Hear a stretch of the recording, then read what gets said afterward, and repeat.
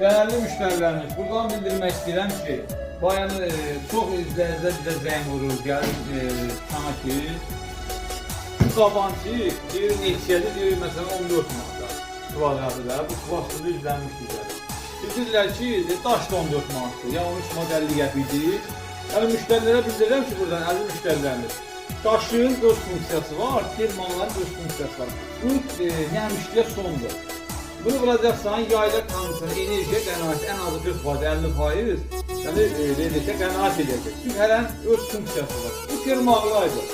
Bu elə ola bilər ki, daşdan da bax ola bilər. Çünki bunun keyfiyyəti, üstünlükləri, beləliklə, müştəri üçün də, bunu işlədən üçün də əlverişlidir. İsti soyuq saxlayacaq, nə müştərini buraxmayacaq.